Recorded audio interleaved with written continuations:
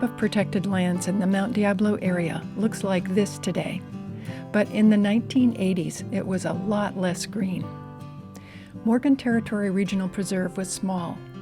Los Vaqueros Watershed and Round Valley Regional Preserve didn't exist. Save Mount Diablo was fighting a quarry proposal and working toward making the 5-mile connection between Morgan Territory and Mount Diablo State Park across Riggs Canyon. The Park District and Save Mount Diablo had options to buy property that would help them reach that goal, but they didn't have the money.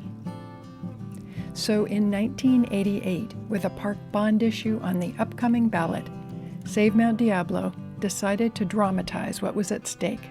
The organization staged and publicized an audacious backpack trip from Walnut Creek to Brentwood. The route connected established parks like Mount Diablo and Morgan Territory with what the organization hoped would be the parks of the future. We talked about it as the quote-unquote Diablo Trail when there was really nothing there, and we envisioned it as a way to showcase and advertise this effort we were in the middle of. Bob Walker was famous for his relationship with the East Bay Regional Park District helicopter pilots, and when they had a clear day they would call him and he would hop a ride and take amazing photos. So he had the helicopter pilots drop food and water in 2 remote sites for our camping spots. And our first night was in Oyster Point. Our second night was on the Prairie Falcon Cliffs right over here. And then we ended in Round Valley. Bob Doyle met us with beer at the end of the trail, and that was the beginning, the Diablo Trail in our mind's eye. The 2 bond issues that passed in 1988, one statewide and the other local, solved the problem of finding funds to buy the lands that East Bay Parks and Save Mount Diablo had optioned. Very quickly, pieces of property got acquired, and it was possible to piece together that trail from existing fire roads with just a very few trail additions and enhancements. Adams staged another hike along more or less the same route in 1993. And we again put it into reality by exciting people's imagination. The whole time this was all about demonstrate why connecting these big landscape level efforts is going to be something that people will love. That was the Diablo Trail. And then 20 years ago now, we started putting together a cushy gourmet hiking trip along the Diablo Trail that we called 4 Days Diablo. 20 people would come along. We would have local restaurants come in and make the meals.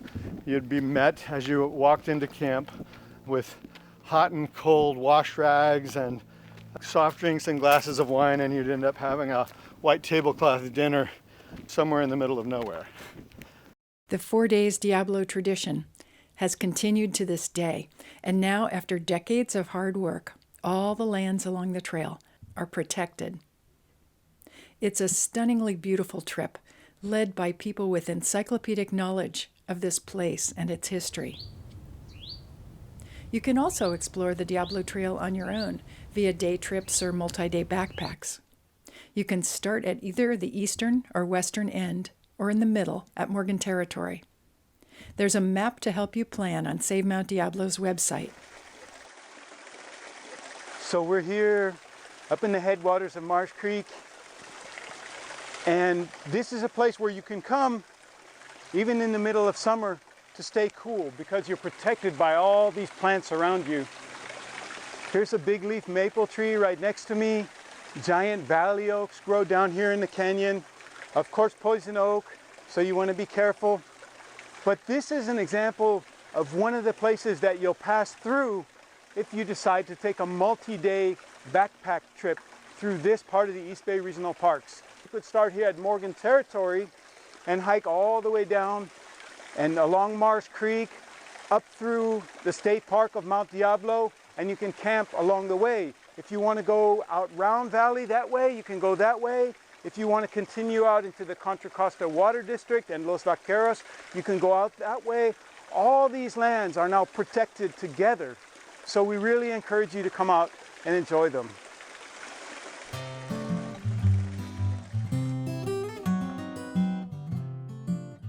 Morgan Territory lies at the heart of the East Bay Park story. It made the Diablo Trail possible, which in turn revealed what a spectacular landscape we live within, and what an incredible conservation story we're part of. Walk the Diablo Trail, and you'll know in your bones that we've moved beyond the idea of island parks in a sea of development.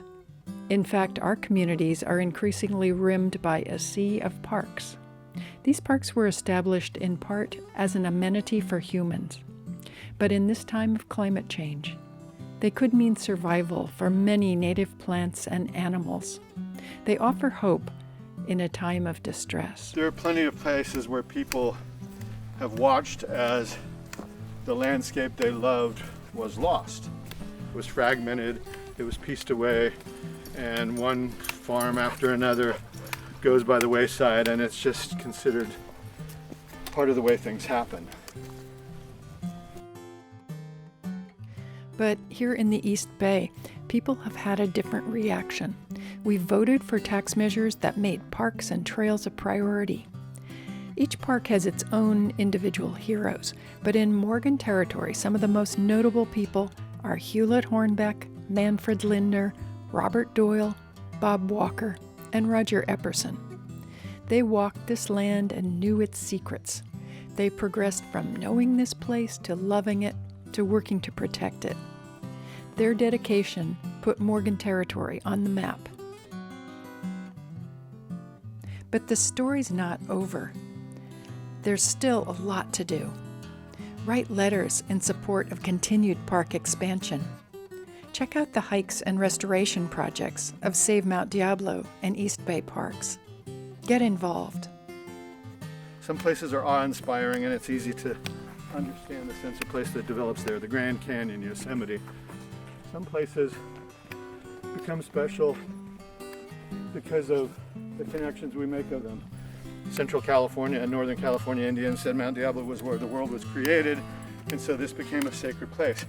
They could see it from a long way off.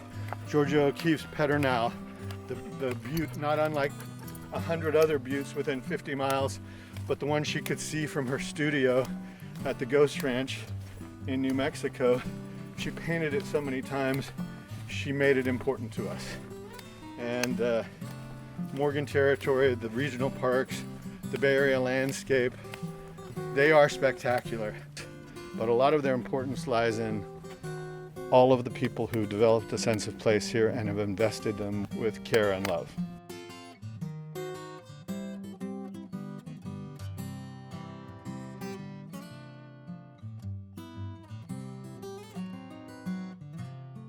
When you think about all the people who come before us and had a hand in protecting this place, there are constant companions, and they're here with us, whether it's Hewlett Hornbeck or Manny Lindner, and we got a falcon flying by. 2 falcons. Yeah, that's perfect.